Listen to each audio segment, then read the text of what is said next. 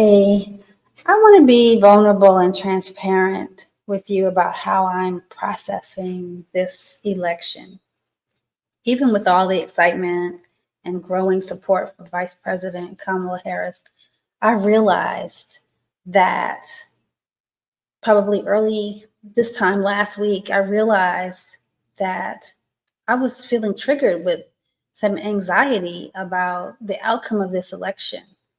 I want you to hear me out because I'm not going to spend time in a video taking up your time complaining or whining about my anxiety. What I really want to do is share some self-care practices that we've talked about. Ewanike and I've talked about many times through our retreats and other programs we've done, our Rest, Restore, Reset practices that are super helpful for us. And so I wanted to share them with you. They are practices that I am using right now to manage that anxiety. So I'm going to jump into that in just 1 second, but I just want to speak to Black women in particular about how we know that we, especially when it comes to these kinds of national elections of major, even not even just national, but local elections, state level elections, we tend to carry more than our share of the work and the weight. And we feel sometimes anxiety and pressure around the outcomes. And I recognize that in myself. I had a conversation with a few girlfriends over the weekend, and I kind of settled that down. And I reminded myself of the ways that I can manage that anxiety and shift my thinking, my mindset, and my perspective. So I wanted to share that with you in case you may be feeling the same way. And even if you're not necessarily that attached to this election or the outcomes or what it means, maybe there's something else that feels equally consequential to your life that you can apply these practices to. So I wanted to share those with just about 4 practices. And I wanted to actually also sort of maybe check to see if maybe I'm not the only person who kind of feels like the consequence of the election may feel personal to you. I remember very vividly when Hillary Clinton lost to the lying narcissist criminal who ended up becoming the president of the United States. And I remember ascribing so much meaning to it around what it meant for women in this country, what it meant, if it meant a complete rejection of the value of a competent white woman, what does that mean for Black women? Like, forget about it, right? And I thought I had processed that fairly well, and really taken out the meaning for me personally and sort of creating some understanding around sort of the historical context, the current context of the world we live in, and the reality that a lot of that has shaped how many of us see ourselves in the world and see ourselves in this country in particular. So I want all of us to take a moment to recognize that, yes, we can carry a lot. Yes, we do tend to carry a lot, but we are not at all, I wasn't going to say necessarily, we're not at all limited to the outcome of a national election or a state election or a local election to how we can actually see ourselves in our lives and in the world. So I want to remind you that you can take care of yourself. Even as you are taking care of others, you cannot pour from an empty cup. So most of us, by the time we reach a certain age as Black women, we already know a lot of this already, but the practice of it, the reminder sometimes is necessary to practice it. So with that, I want to jump right into 4 simple practices. Just a reminder to you to try these out as a way to center yourself, ground yourself and take care of yourself. Number one is to breathe and be still. When we feel this rush of anxiety, I felt it this Monday. For me right now, I'm recording it Monday. I felt it this morning, the start of a week. And with everything else going on, I started to feel it creeping up. And I actually stopped, sat down, took 2 or 3 minutes to take some slow, deep breaths so that I could actually calm myself, center myself, and get my thoughts activated to actually take action that I needed to take so that I could alleviate the anxiety. So what I want to do right now is actually show you, practice with you, just for maybe 2 minutes at the most, so you understand, you're reminded of a very simple way to do this. And so what we do in our practice is we take slow, deep breaths. For this one, this is going to be a simpler one. This is going to be one of the simpler ones. It is 4 counts of a breath in through the nose, 4 counts holding that breath, 4 counts slowly releasing it, and 4 counts just holding in before you breathe in again. And then we just do that in a few rounds. And then what we find is it actually brings that cortisol level down, that fight or flight. It kind of calms your mind down, it calms your body down, and then you're able to function actually a lot better. So let's take a few minutes right now. Sit up in your chair. I'm assuming you're in a chair. If you're in a chair, if you're in your car, if you're not driving, hopefully you're sitting, you can pull over and sit still if you want. And just get comfortable. Let those shoulders fall down. You can close your eyes or keep your eyes open or lower your gaze. But I'm going to walk us through 4 counts of 4 and then a few rounds of that. Okay, so we're going to breathe in through the nose for a count of 4. Let's do that right now. 2, 3, 4. Hold. 2, 3, 4. Release. 2, 3, 4. Through the mouth. Hold. 2, 3, 4. Take another deep breath in. 3, 4. Hold. 2, 3, 4. Let it out slowly. 2, 3, 4. Hold.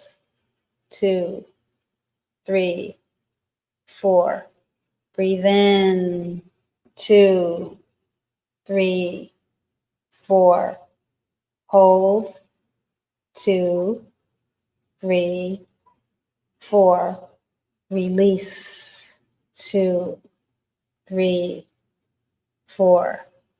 Hopefully that you're starting to get into a rhythm with that. And you can continue to do that while I talk you through the next 3 practices. So number 2 is get up, get out, and take a walk. Take a quick 10-minute brisk walk. I want you to just, whatever you have on, don't change clothes. Don't, unless you have on your nightgown or something, like put on whatever you would go to the grocery store in, get some comfortable shoes. You don't need to get workout gear and you don't need to fix anything.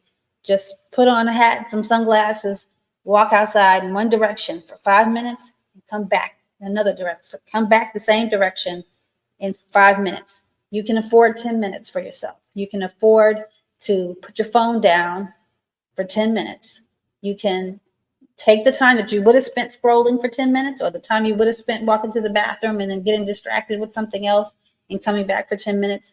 Give yourself 10 minutes to go 5 minutes in one direction, 5 minutes in the other direction.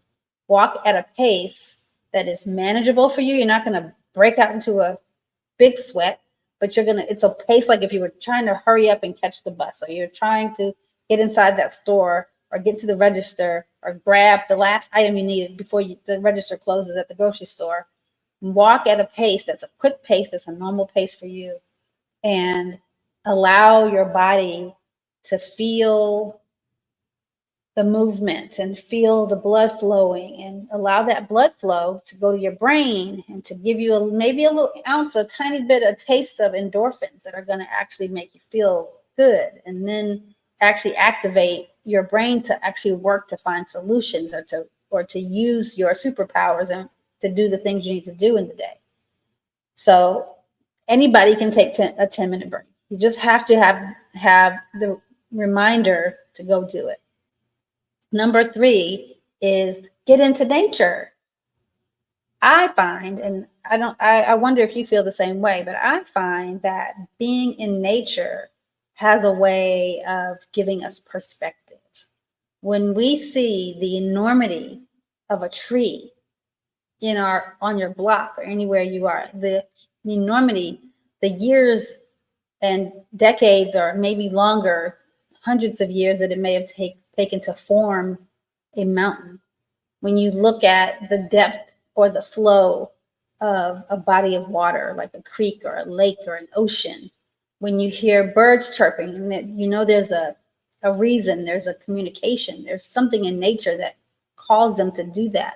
When you look down at the ground and you see the tiniest insect and you realize that they play an important role in this whole big world we live in. When you look at the sky and you see the vastness of stars and you know that there is an array of a solar system and a universe.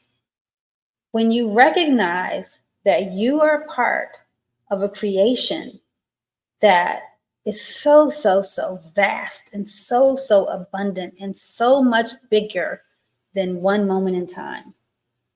This history feels very big, but it's actually as insignificant as a grain of sand on your favorite beach.